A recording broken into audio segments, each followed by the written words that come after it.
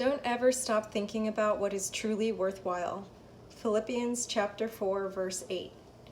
It's reported that in 1949, Captain Edward Murphy, an engineer working on a project for the United States Air Force, became angry because of a wrongly wired transducer. Scolding the technician responsible, Murphy said, "If there's any way to do it wrong, he'll find it." Over time, such thinking became known as Murphy's Law.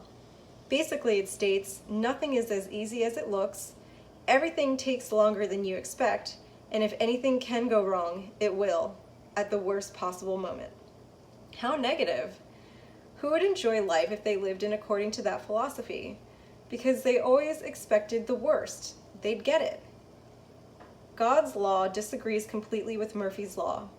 The world may expect Murphy's Law to operate in their lives, but as a redeemed child of God, you need to resist that kind of thinking and embrace God's law.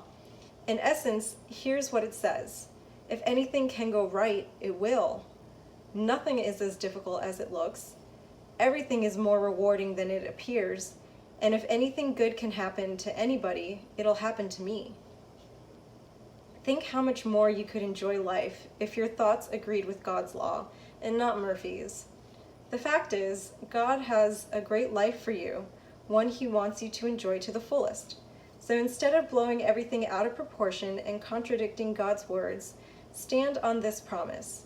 We know all things work together for good to those who love God, to those who are called according to His purpose. Romans chapter 8, verse 28. That's what it means to live by God's law, not Murphy's.